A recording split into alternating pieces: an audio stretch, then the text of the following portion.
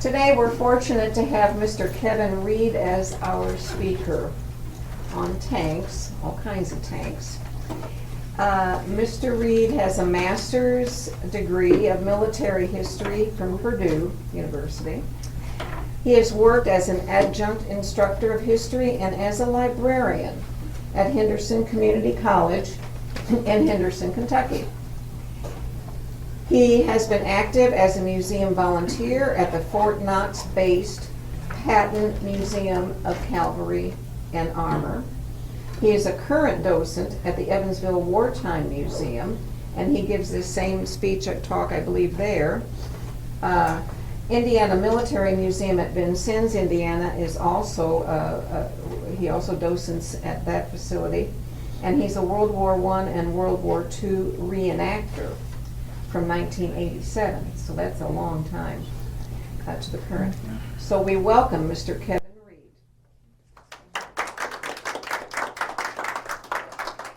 Thank you very much. I hope to keep you all entertained today. As she said, I'm kind of reprising a speech I gave at the Evansville Wartime Museum. When we got the Sherman tank in there, I was one of the people talking all the time, and they said, well, why don't you give a talk on the Sherman? Well, what do you want to know about the Sherman? Because there's lots you can talk about. And ultimately, I came up with the idea of the talk of Panthers, Tigers, and Shermans. Oh my! How did the Shermans beat the Panthers?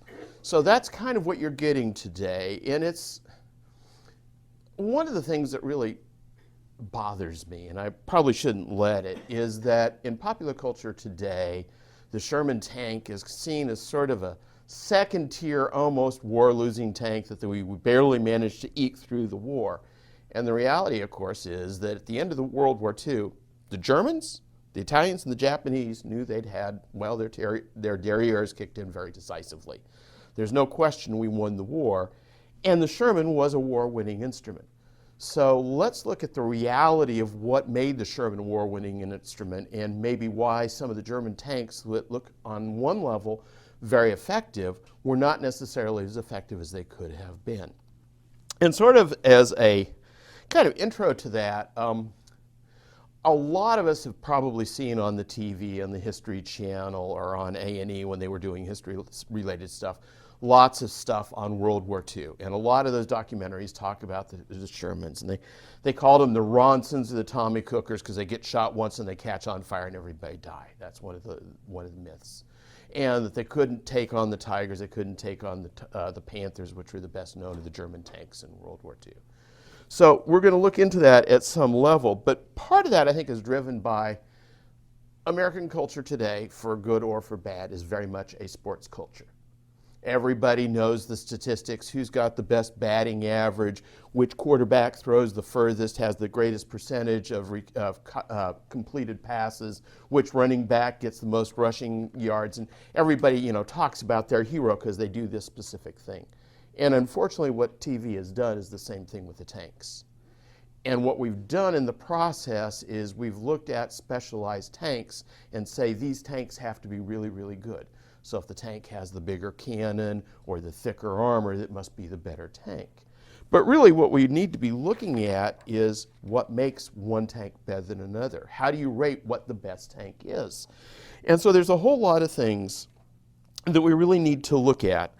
Part of it is the size of the tank, part of it's the weight of the tank, part of it's the armor and all that stuff. But there's other things that aren't directly tangible on a chart. How effective are the tanks to actually operate? Can you get in and out of them very easily? Can you store ammunition in them? Do they run all the time or do they break down all the time? If they break down, how easy are they to fix? How easy is it to get spare parts to keep them running? All of those things really do feature in on how well that particular tank does or does not operate in the field. Because face it, if it's broken down in a garage, it's not shooting at the bad guys, is it? So that's as important in many ways as the size of the gun or the thickness of the armor or the weight of the tank or the width of the tracks or whatever. So how do you know what goes into what? Part of that is, this is where it gets a little technical, and I'm going to get technical a couple times today, so I apologize for that, but it makes it easier to understand things on the tanks. Every weapon out there, every tank out there, et cetera, is designed to do something. So what is the tank designed to do? In World War I, when they were first introduced by the British, everybody was stymied. You got a trench line here and a trench line there with lots of machine guns and lots of long-range artillery. So every time we tried to get our guys charging across no man's land, they got shot to pieces. So how do you get them across no man's land? Well, first problem is there's lots and lots and lots of barbed wire in the way. So you got to do something to get rid of the barbed wire, because while the guys are sitting there cutting the barbed wire, they're shot to pieces by the machine guns and the artillery. So somebody in England, actually somebody in France, also some people in Germany, all got the idea if you have armor to protect the guys, they can get rid of the barbed wire.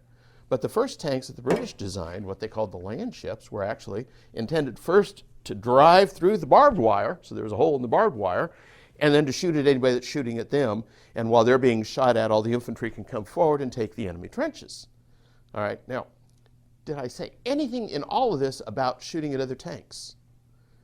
In all of World War I, there were about 5 circumstances where one or more tanks fired tanks on the other side. Why so few?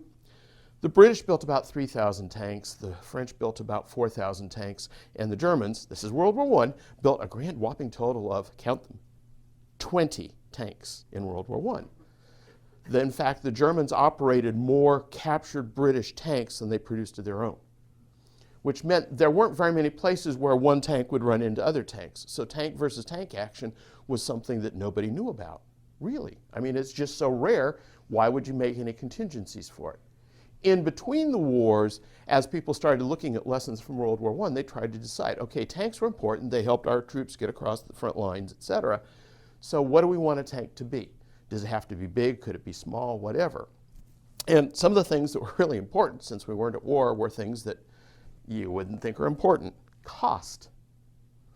Availability of surplus stuff from World War I. Okay, and how you get the tanks to the front. So the average tank in World War I was good for about 40 or 50 miles before it broke down and had to be replaced and have engine rebuilt and things like that, 40 or 50 miles.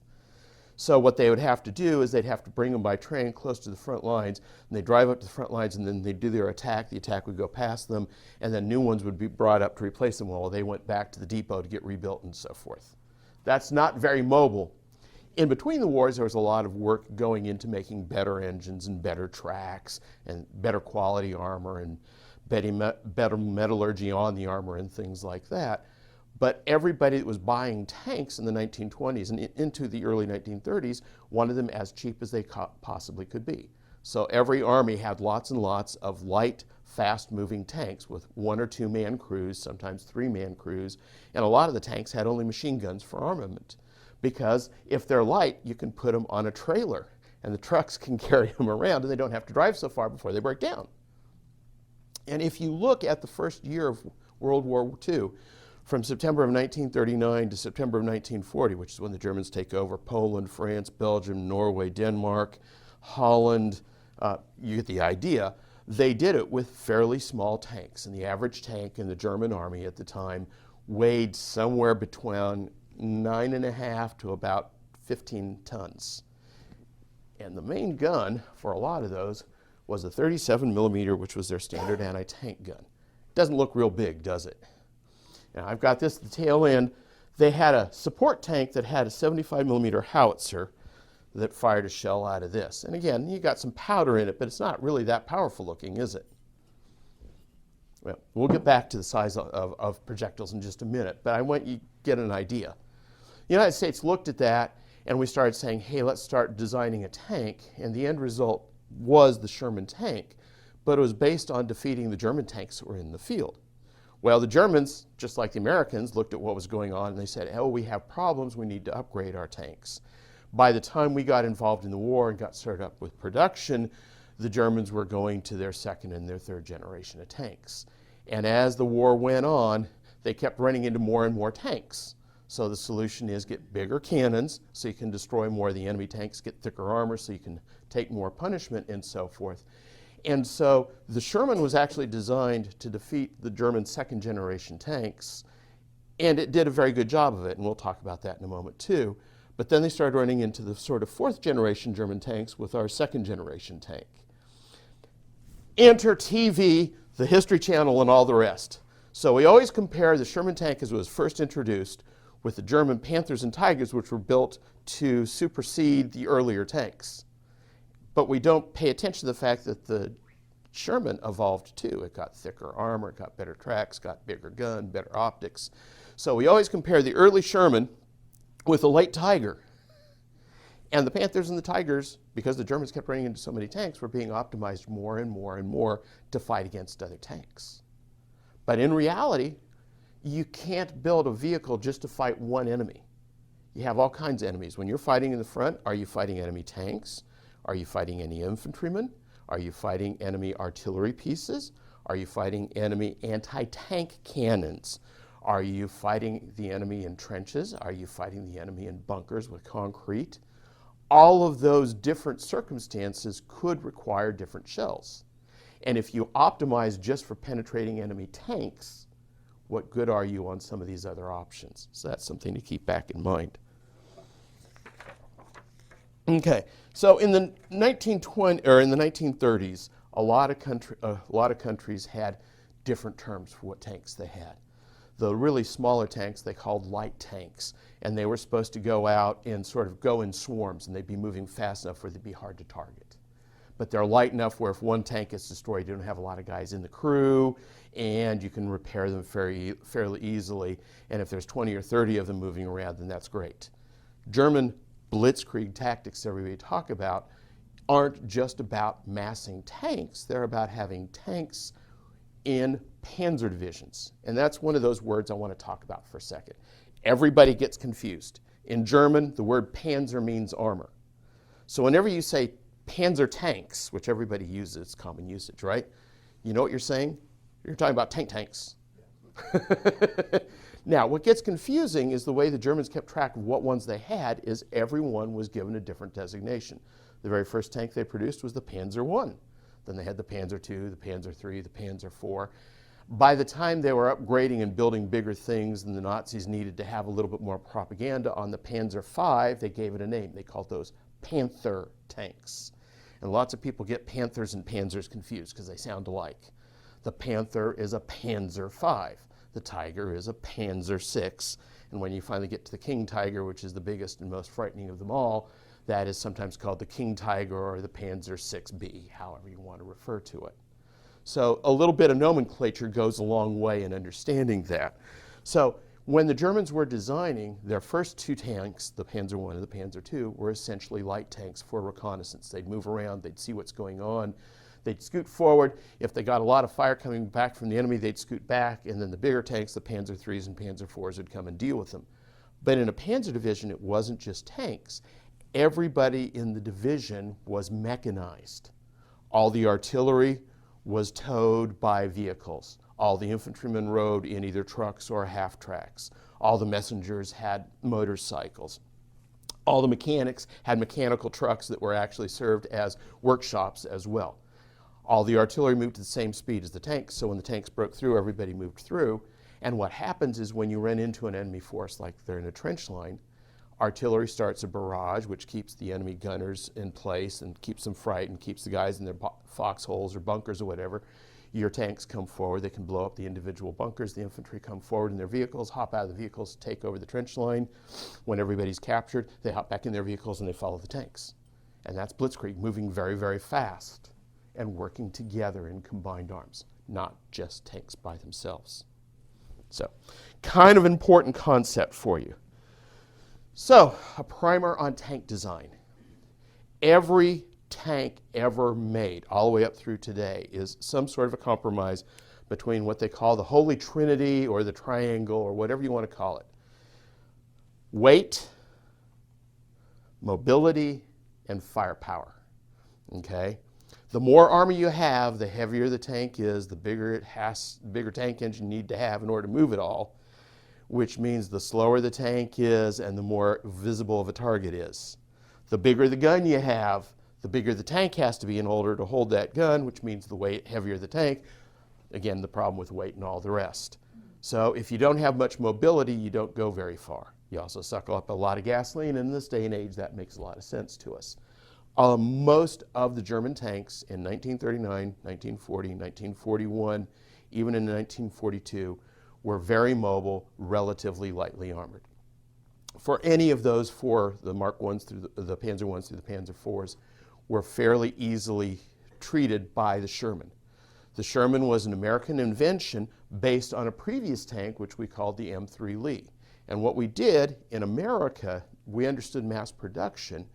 When the M3 Lee was designed, the suspension system, the shock absorbers and so forth, worked. So when we designed the Sherman, we said, hey, here's something that works, let's do it and use it and put a bigger turret on it. There was a lot of time that took to figure out how to cast a turret big enough to hold 3 people. So that's the other issue, is your crew size. Average tank in World War II by the end of the war has a 5-man crew. You have a driver in the front, you have a guy sitting next to him who has a machine gun in the front of the tank. It's called a bow gun. That's to hose down any infantry or fixed emplacements and things like that. And then in a turret, you have 3 men. Okay? You have one person whose entire job is to load the main gun.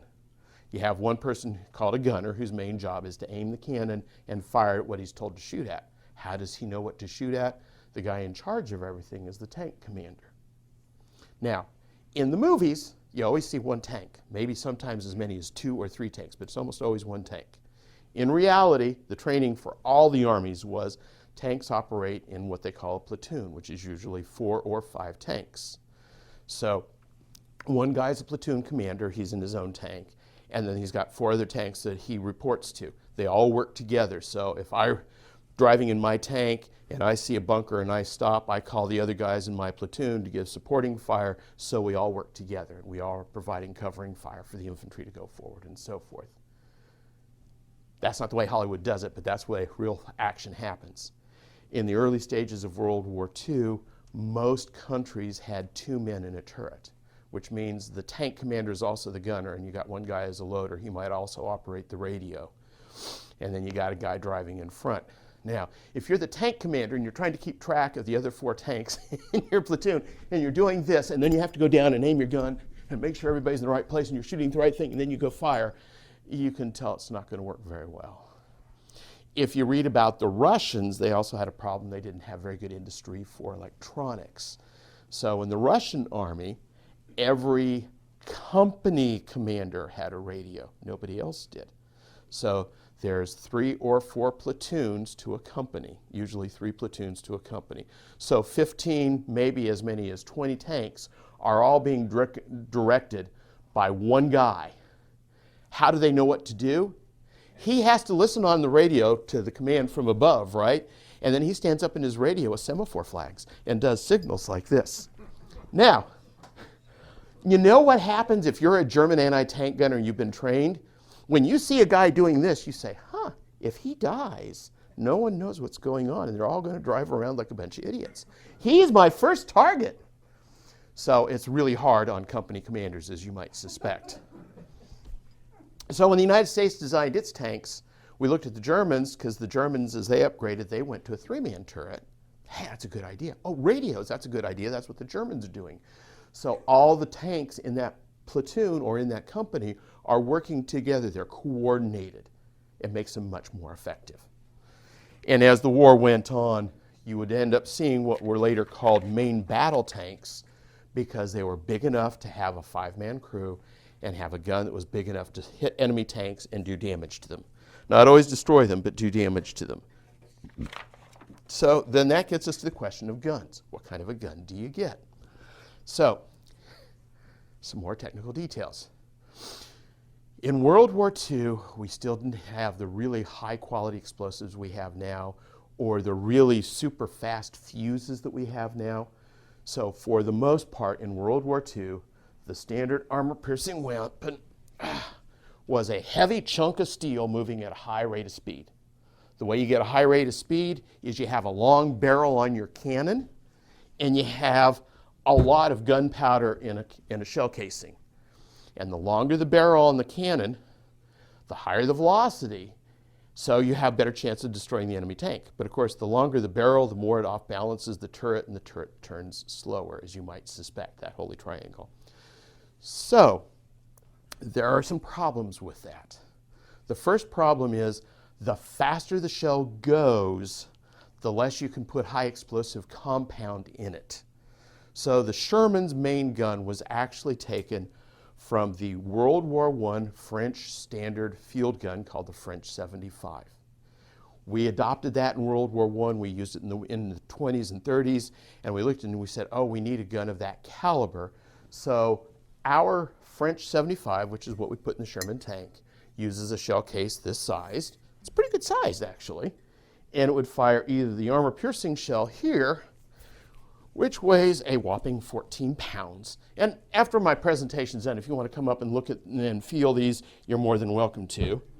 Or it fires a high explosive shell, which looks a lot bigger because it's actually got an open area that you can fill with your explosive compound. Now, in the 14 pounds of the high explosive shell, roughly 1.87 pounds of that are high explosive. The rest of it is the steel here that holds the shell together. If it goes faster, the amount of high explosive goes down. So if I'm only going to shoot at tanks, this is perfect. However, if I'm being fired at by enemy anti-tank guns, and I fire this at the enemy anti-tank gun, how do I destroy it? I have to be so good I exactly hit the cannon. That's really hard to do, especially if there's lots of smoke on the battlefield and lots of noise and lots of distraction. And I'm being shot at. If I fire a high explosive shell, when it lands on target, it's going to explode, and there's going to be an area 10 or 15 feet in diameter where fragments are going to be flying out, and the high explosive concussion will knock people out or kill them, knock sites ajar, and so forth like that. So in day-to-day usage, if you're going to be running into enemy infantry, enemy trucks, enemy messengers, enemy artillery batteries, enemy anti-tank guns, and even for that fact, enemy bunkers, the high explosive is going to do a lot more damage.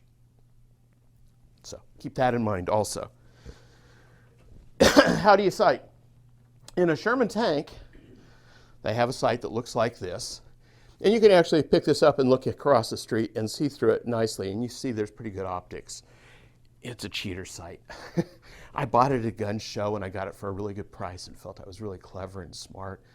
And then I got to looking at it more carefully, and the one thing that's wrong on it, the optics are absolutely perfect. But in every scope, just like a rifle scope, you have something they call reticle. That's the crosshairs that you see on the rifle scope. And when you look through this, there's not a reticle to be found anywhere. Stupid me. Anyway, I have a sight that people can look at and get an idea of what the optics look like. I also brought along a German sight for a German 37mm anti-aircraft gun. And if you look through it, you're going to see it's not nearly as good optics, but when you look at it, there's a little ladder with numbers on two sides. The numbers on one side are for the anti-tank rounds, the armor-piercing rounds, and on the other for the high-explosive rounds because they weigh slightly different weight. And so when you're looking and you're aiming, you have to figure out your distance to the target and use the reticle to do that. So that means your gunner doesn't just move the barrel around, he has to figure out what the range is to the target. Select the right kind of ammunition, tell the loader what ammunition to put in it, and then set the sight for that and fire and make sure it hits the target. That's why you need a three-man turret, because can you imagine trying to be the tank commander, trying to do that and figure out this, this looks like it's at about 1,000 yards, so I need to use this setting, I need to move. How can you do that in the top of your head, because you don't have a calculator at that time, right? And get it to you're actually hitting. And in reality, during World War II, most gunners took 2 or 3 rounds to hit the enemy tank on target, or the enemy bunker, etc.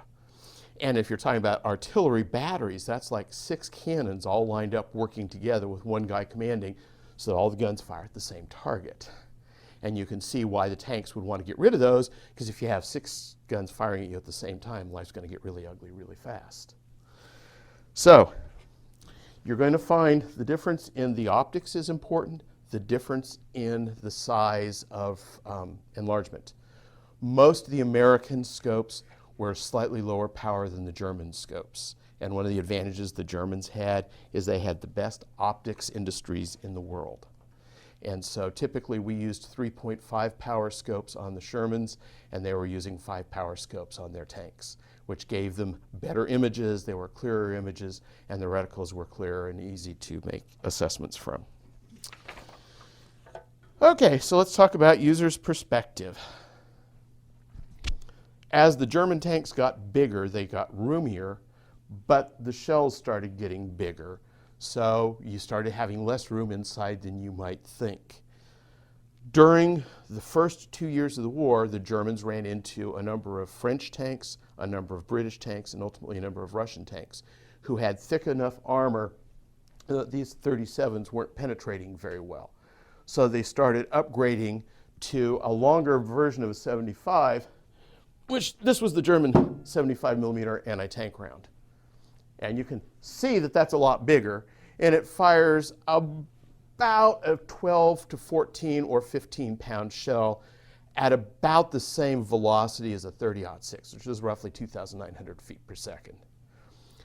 But it's optimized for destroying enemy tanks. Because it's going so fast, it has very little high explosive content.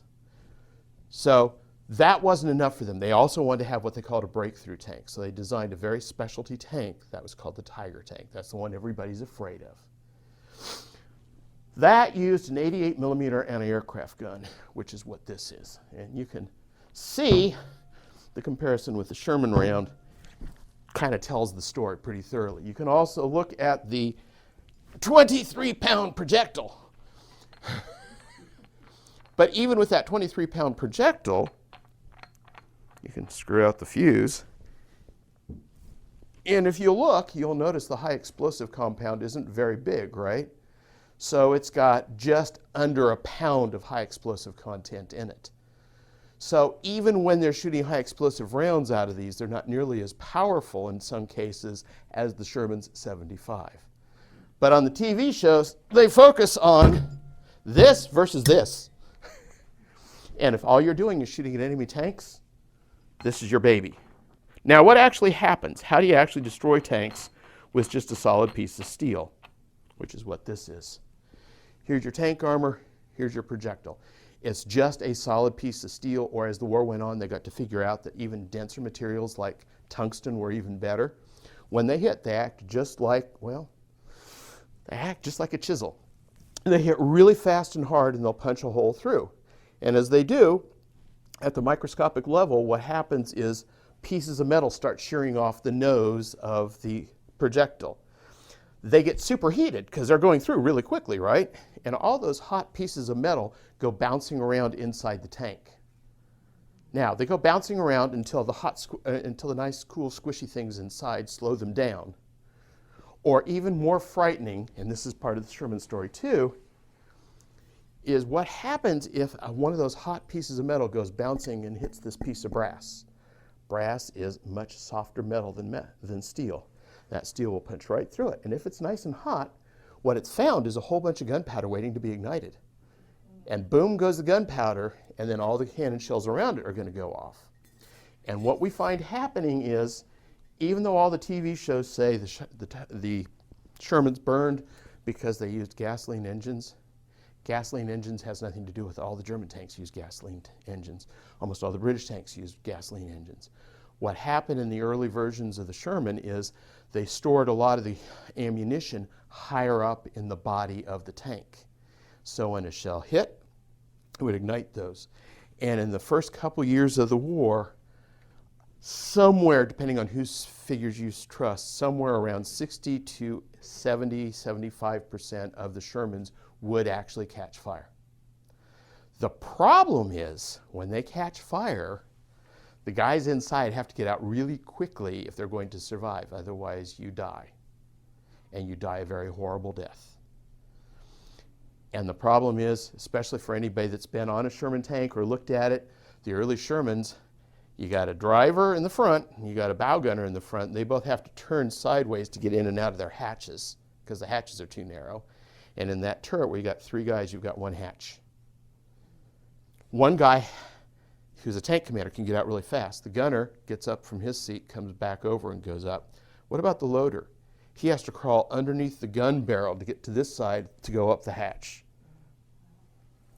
And the statistics at the end of the war showed that every time a Sherman tank did get hit and did catch on fire, on average they lost 1 to 1.5 men. So you can pretty well figure who's the guy that's going to die, generally, unless he's the one that's in the way of the projectile. And that's obviously going to be hard on it too. So one of the later war production Shermans went to a slightly bigger turret with 2 hatches, so more people could get out faster, and you could also load the tank up faster as well. So they also, you'll see a lot of pictures of Sherman tanks. On the side of the Sherman tank, they started welding extra thicknesses of armor over where they had the ammunition storage. Now, it made a nice aiming point for the German anti-tank gunners, but they already knew where to shoot at anyway, and if there's more armor, a lot of the armor projectiles wouldn't penetrate through. So that was one of the things. Then the Shermans also started to upgun, and what they started to upgun to was a 75 millimeter cannon. Actually, they called it 76 so that the tankers wouldn't get confused, or actually the supply sergeants wouldn't get confused.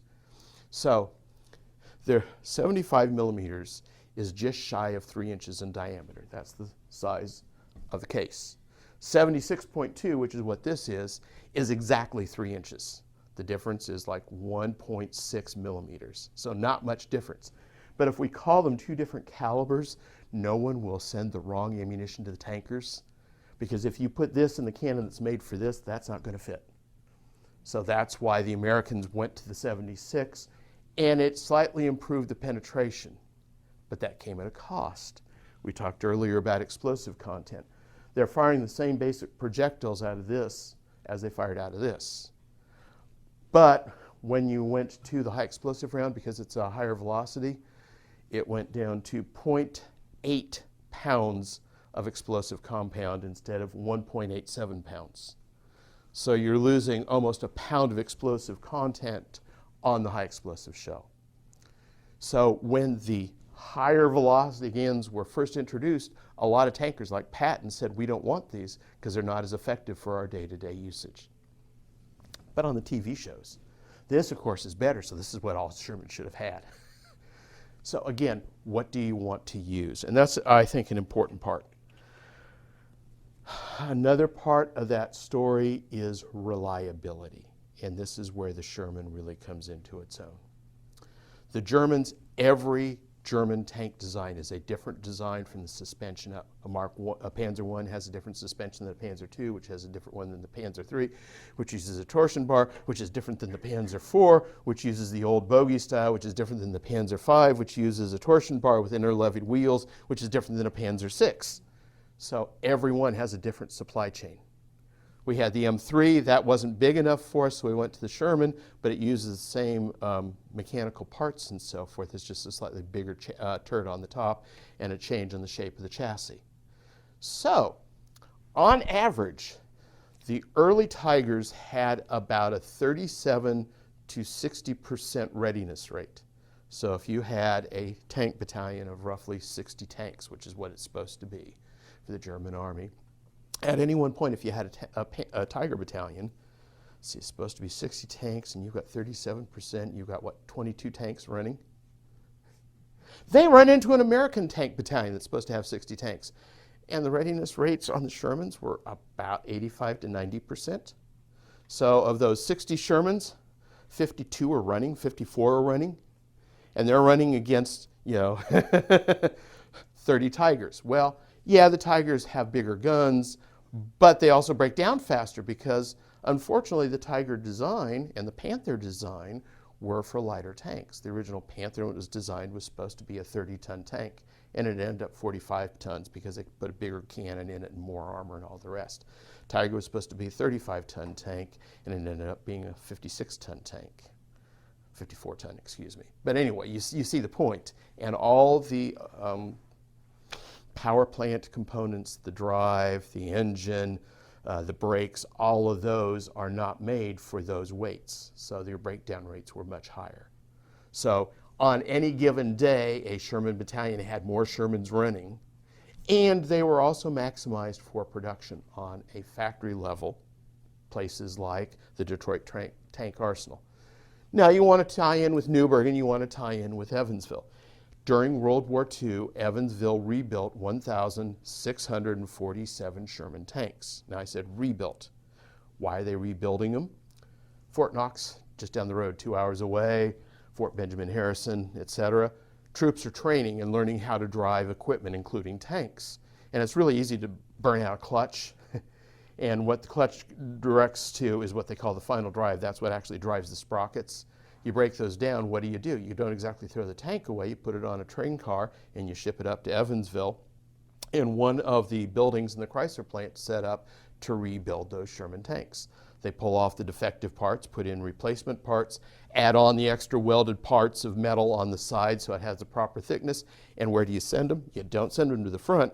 It's just like getting, what were the parts that Napa always used to sell? The rebuilt parts. I can't remember the name of the company right now, but you know, when you're rebuilding your car engine or your carburetor, you went down to Napa and you got a rebuild because it's a hell of a lot cheaper, right? And that goes back to the training camp, because if it breaks down, you just send it back off to Chrysler plant. So that's one of the ways in which Evansville contributed to the war effort. So that's our little tie-in for that. But that reliability is a big part of the success of the Sherman tank against the Panthers and against the Tigers. The other part of that is what the TV, again, doesn't talk about. And this is actually kind of a statistics-driven thing, but it's kind of important. In World War II, the Germans raised roughly 320 divisions. So for those that don't study military history, when you study the size of armies, divisions are self-contained fighting units. Typically, they run between about 12 and 15 or 18,000 men in a division. Okay? So during World War II, the Germans raised and maintained roughly 300 divisions. Of those 300 divisions, there were 24 Panzer divisions, and another 10 or 12, depending on how you want to count it, were what they called Panzer Grenadier divisions, what we would today call armored infantry. So we got 300 divisions, of which 36 roughly are the Panzer and Panzer Grenadier divisions. That's where the bulk of your Panzers are left. Within the infantry divisions, which is what's left, every division is supposed to have 1 battalion of tank destroyers or tanks.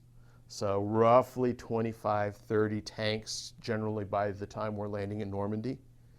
So when we land in Normandy, what are the chances of us running into a Tiger tank versus one of the tank destroyers or smaller, older tanks?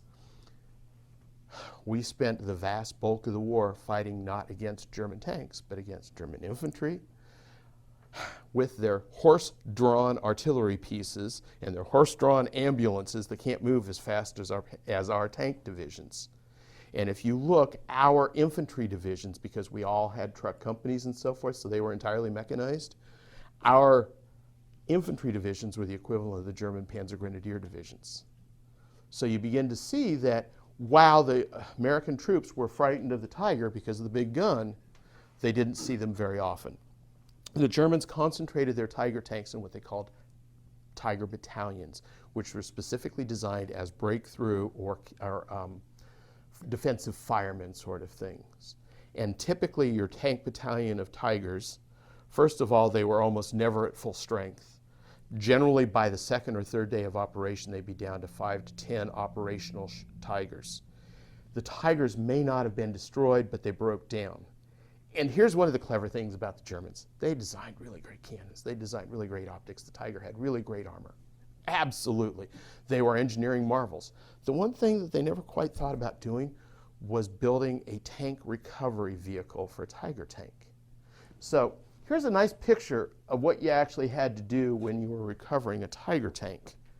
What you'll notice is here's the broken down Tiger tank, and there's 2 of these big half tracks that don't have armor or anything, hooked nose to tail to have enough power to actually pull the Tiger. That's their tank recovery vehicle. I was just recently reading a book on the Tiger tank battalions, and there was one battalion that was actually in the Italian theater, and they'd managed to capture 2 Sherman tanks. And so what did they use the Sherman tanks for? They took the turrets off the Sherman tanks and used the Shermans as tank recovery vehicles. Because what happens if you attack, you break through the enemy line, and your Tiger runs over a landmine and it blows up the track? What do? Okay, you have to wait for somebody to recover that vehicle because the 5 guys inside aren't going to be able to do that, right? You got to wait for a bunch of those half tracks to show up. What if the enemy counterattacks and your forces fall back? What do? Well, you don't want the enemy to have Tiger tanks because they're really potent, right? So one of the interesting statistics from World War II is the Germans destroyed more Tiger tanks than the Allies did. Let that sink in for a second. They destroyed more of their own tanks because they were stuck somewhere and they couldn't get them out of the mud, or they were broken down because the engines overstretched, etc. So if you went down to Fort Knox to the Museum of Cavalry and Armor when they had all the tanks down there, you could actually see a German King Tiger. It was captured during the Battle of the Bulge. Everybody talks about the Battle of the Bulge. The Tigers were so important. They sucked gasoline so much down that the one we had that was captured because the crew ran out of gasoline. There weren't any trucks that could come up to support them, so they turned around and walked home. So yes, on a one-on-one circumstance, when we can set up the scenario just like the TV wants to do, a Tiger tank on an open field with long-range gunnery and really great optics can blow up a Sherman really easily. Or several Shermans, yeah, absolutely. If you're in a town where the Sherman can turn faster and better and get the right angles, they can come close enough and shoot the Tiger in the side or in the back and destroy it. If any of you ever watched the movie Fury, I love Fury because it's the only movie you will ever get a chance to watch where they're actually using a real Tiger tank. It is actually a running Tiger tank. It's really phenomenal. For tank lovers, it's great. There is no German tank commander who was trained in World War II that would be as stupid as the guy in that movie. He's got 3 Shermans across a big field, and they're all shooting at him, and he's bowed down so they can't see him, and he's got a long-range gun. What he would do is he'd go boom, boom, boom, and to battle, break out the Schlitz, right? No, this guy, he's so cool. He drives forward and he charges as fast as he can go. Now, in World War II, of all the countries, only America had a gun stabilizer on the gun. So think about your tank going cross-country. How do you fire like this? You don't. You have to stop, focus, and remember all the things that the gunner has to do to actually set it up, right? Well, while you're stopped, everybody else can shoot at you, right? So in reality, in Fury, he'd be going, ouch! And of course, they'd all be shooting at him. And if they hit, even if they don't destroy it, they can jam it up. They can knock out the optics. They can frighten the crewmen, etc. So the reality is, in World War II, in the Battle of France, the French Char-B tanks and the British Matilda II tanks had thick enough armor to stop the German 37 millimeters. When they went into Russia and they ran into the KV-1s, they couldn't stop them either.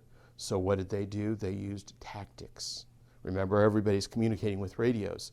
You see these guys coming in, and you fire, nothing works. You send a platoon or 2 of tanks on the side, they start shooting on the side, and they blow up the tanks. Or, better yet, what they did in North Africa. Germans got the next generation of anti-tank guns, which were 50 millimeters, which were good at killing tanks. You put them in a line, camouflage them. You charge out with your tanks, the enemy see you, they start charging after you. You run away because you don't want to be shot, right? They're pursuing you. You don't run back this way, you run this way. So you drive sideways to all those anti-tank guns that are waiting there. Boom, boom, boom.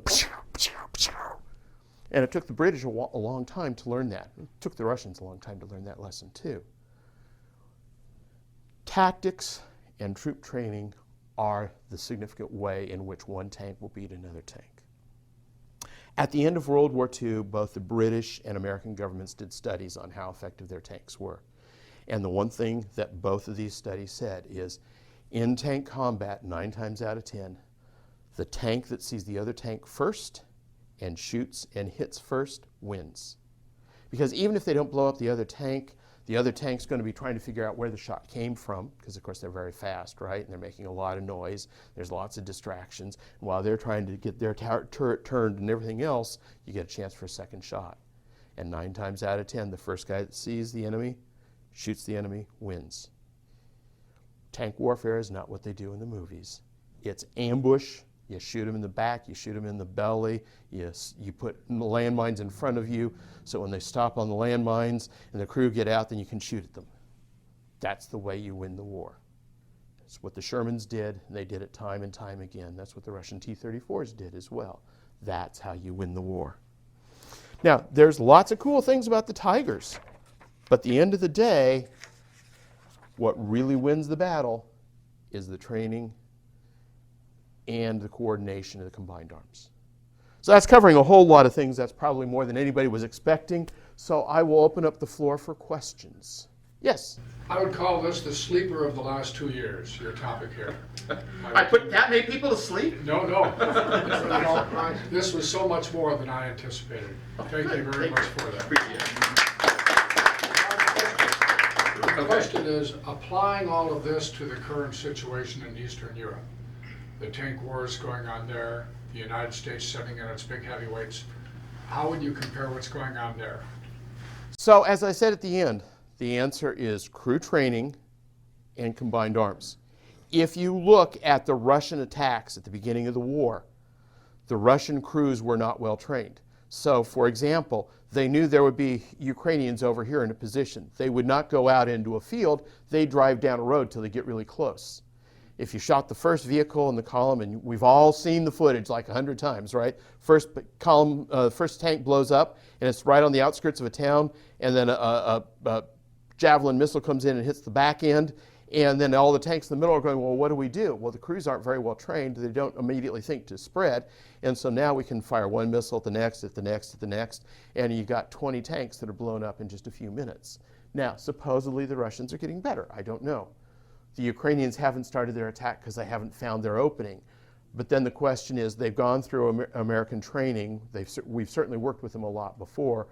Our tanks have better gunnery.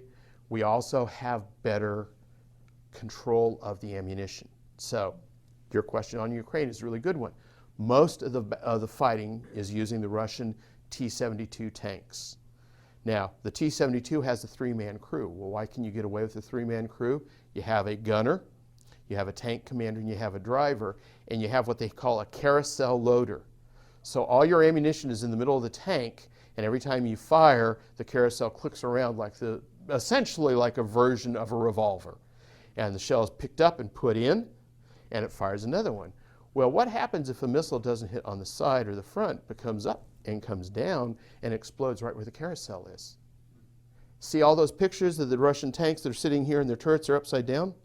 Anytime you see a turret upside down, that means something really, really, really bad has happened, which is to say the ammunition inside has exploded.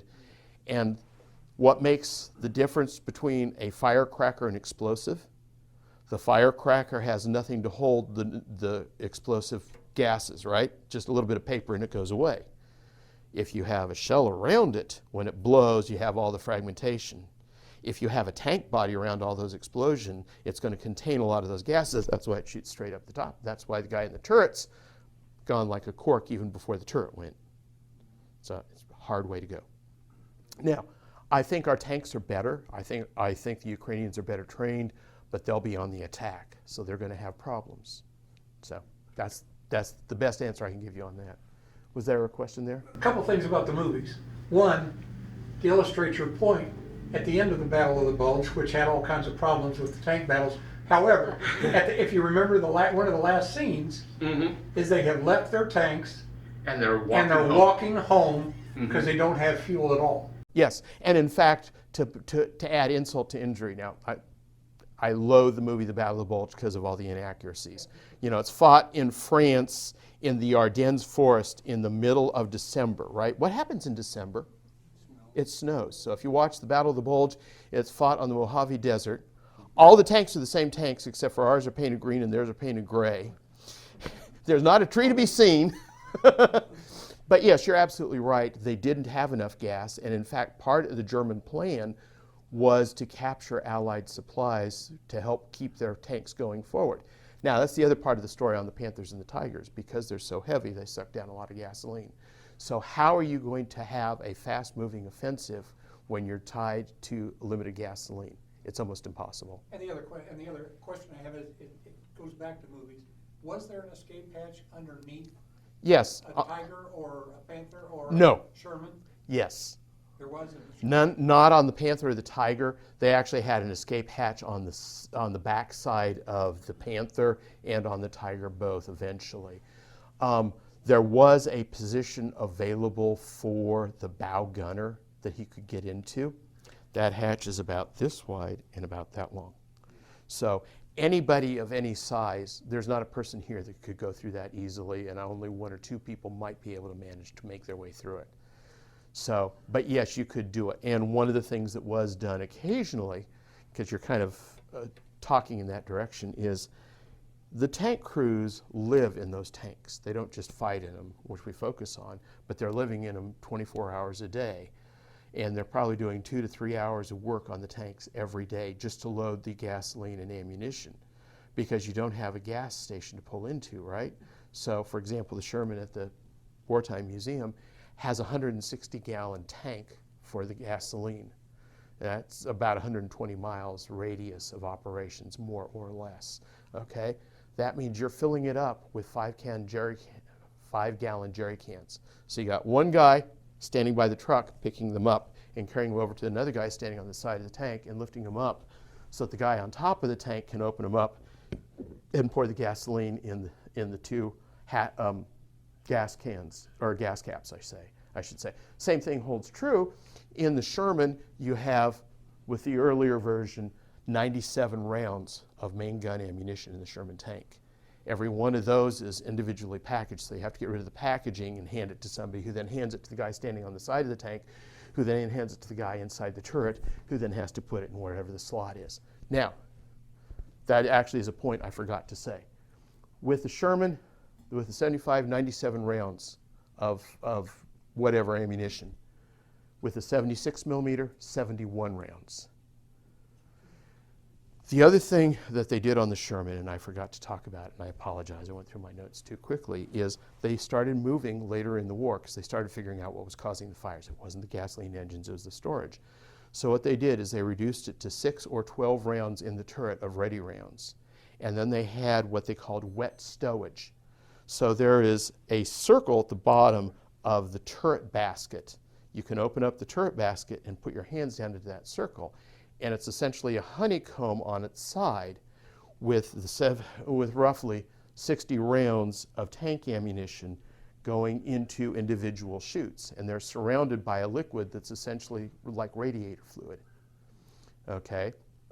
Each of those tubes holds the ammunition so you can reach it easily.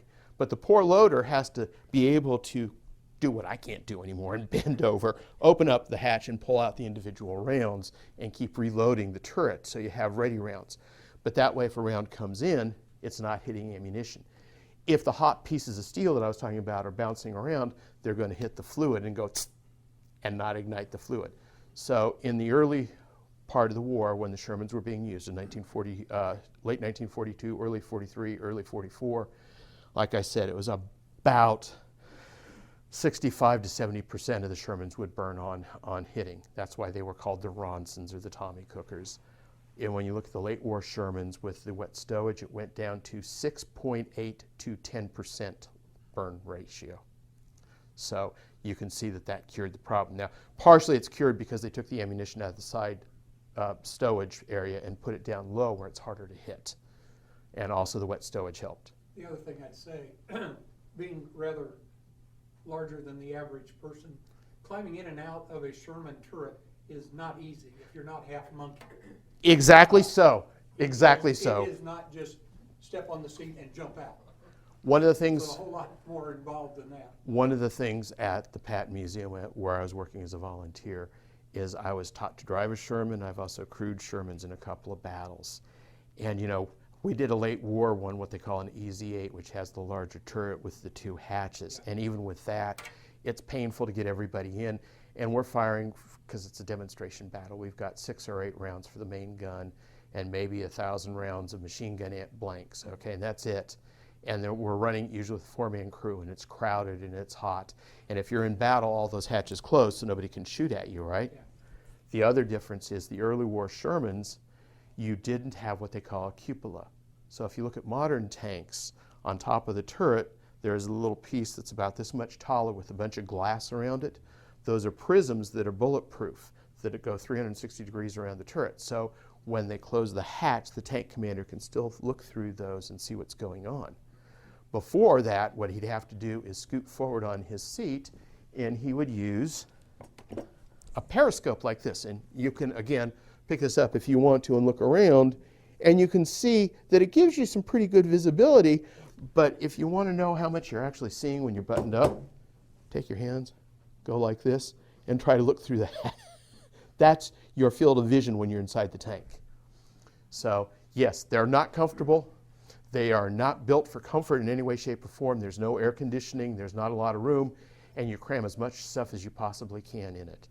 And a lot of the problem with the early war Shermans also was that a lot of crews would bring an extra 10 or 12 or 15 rounds into the turret just so they'd have more ammunition to fire off.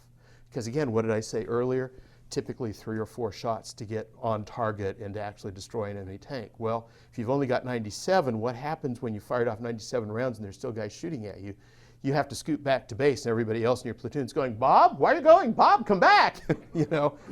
So everybody carried as much ammunition as they could, and the more ammunition you put in the turret, the more you're exposing yourself to the explosions. Other questions? Yes? Our current Abrams tanks, you might tell people how that name relates to the Battle of the Bulge? Okay, well, 2 things I'll talk about with the Abrams. It's a very good one. During the Battle of the Bulge, everybody's heard about the 101st Airborne holding out at Bastogne. It's encircled by the Germans. The reason Bastogne is important is because it's a crossroad. There's like 8 roads that go through Bastogne. And if they want to go through the woods, which is their plan, and get all the way to the Meuse River so that they can then go on and capture Antwerp and stop us from getting supplies, which is their goal, they've got to go through Bastogne.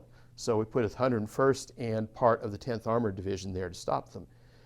Patton says we can send troops to rescue the guys, and the 1st division that he's using out of the 3rd Army is the 4th Armored Division.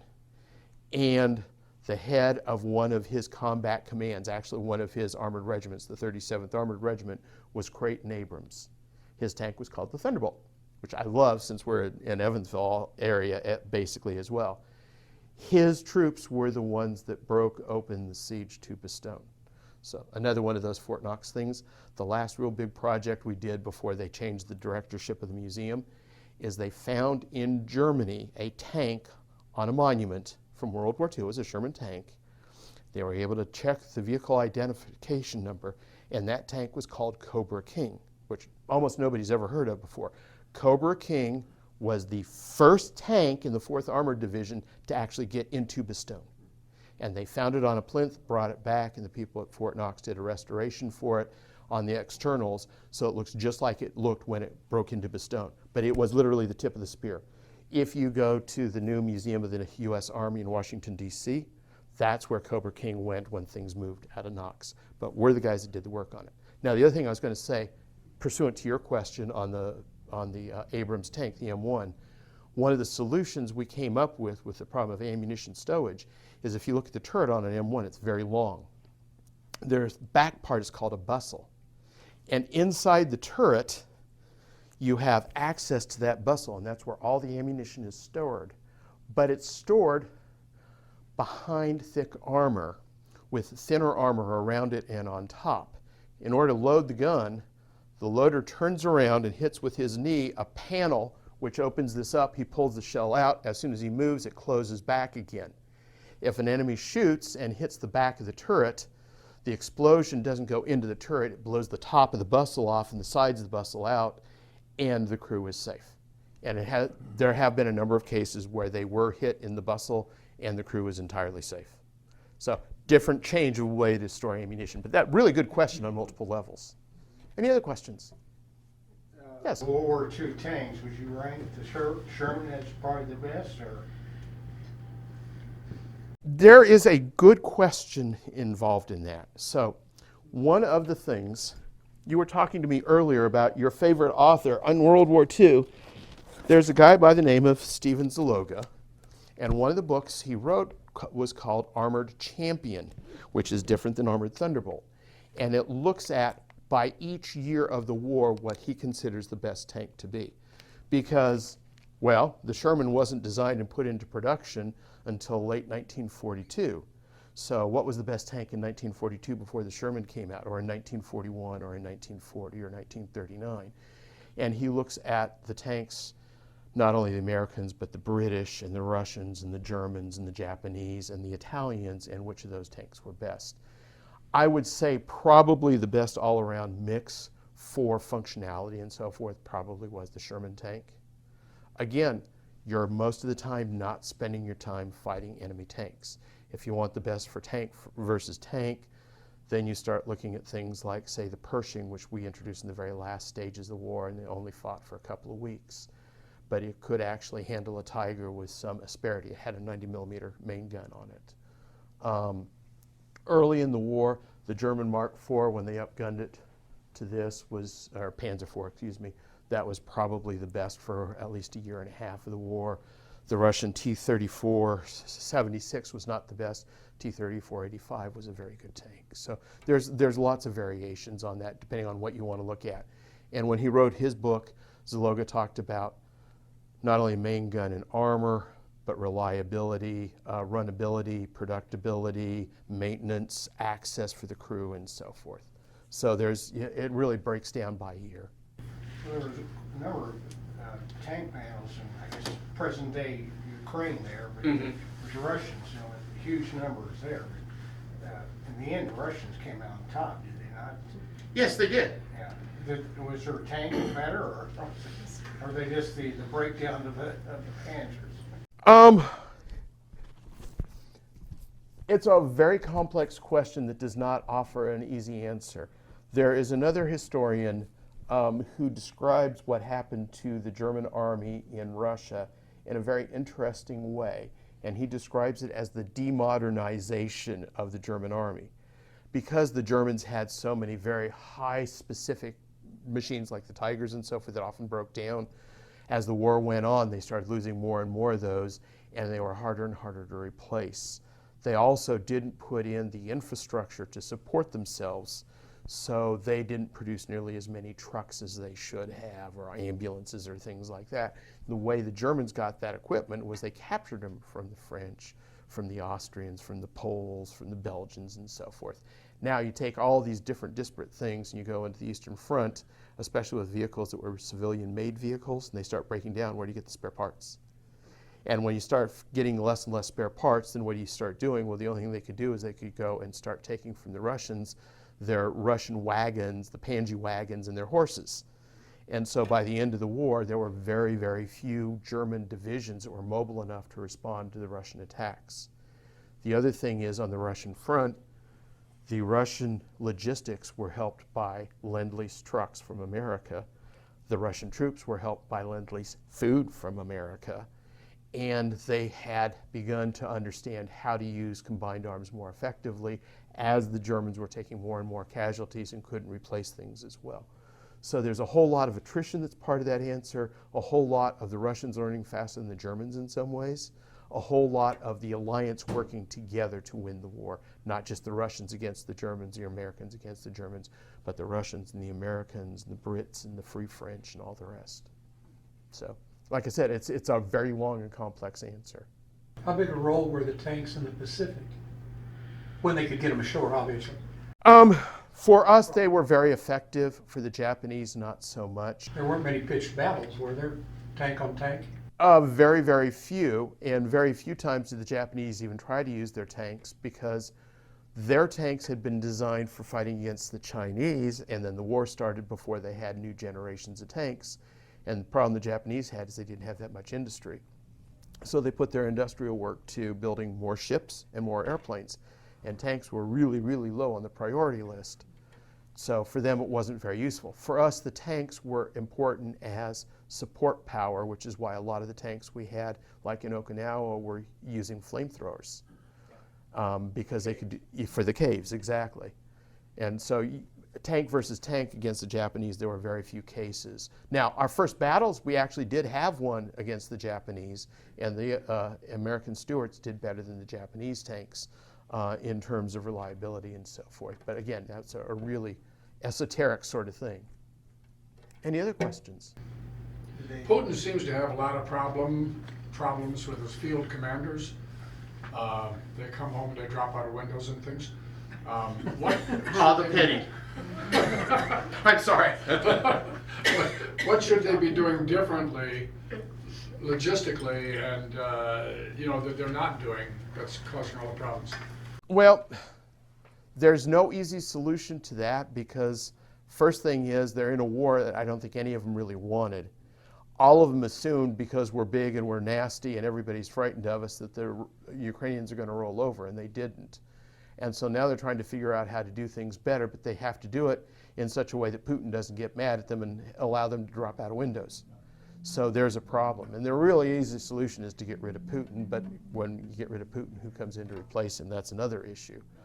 But what they have is they don't have, their troops are not nearly as well trained as the Ukrainian troops. And their officers are not as focused on logistics.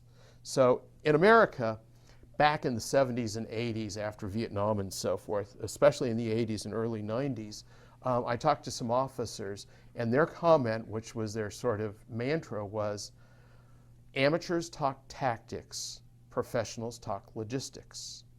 And I've talked to a brigadier general who was actually one of the ones training the Ukrainians before this whole thing broke out, and he said one of the things we trained them on is sustaining operations once they start. How do you actually get supplies moving forward at the same rate as the troops so that you can keep replacing broken down equipment and so forth? How do you train troops in such a way that you have continuing infusion of new troops and so forth, not just a bunch of people who don't know what they're doing? The Russians haven't put much effort into that. Instead, what the Russians do is they do a draft still where you're supposed to serve a couple of years in the regular forces and then you go into the reserves. But a lot of the people in the reserves aren't going through training much. So you've got guys that have 1 or 2 years of experience, and if that experience doesn't train on full maintenance of vehicles and better quality gunnery and things like that, then you have problems. And in a lot of countries, and Russia is one of them, a lot of the Middle Eastern countries do the same thing. You save costs by not spending as much money on ammunition to be fired at ranges and things like that. But if the troops really don't know what they're doing, how good is their aim? And if you have an enemy who's very highly motivated, they may take casualties, but they may still be functioning. Whereas the Russians are taking casualties and they want to go home. So that's part of the problem too. But again, you know, the real problem is Putin, and until Putin changes his mind or falls out a window, life is going to be really difficult. And Ukraine only has so much population. We can only produce so many weapons. So there's problems on that too. So. Controversial question, cluster bombs? Cluster bombs, like mines, are very useful in some circumstances and hell on earth for whoever is left behind.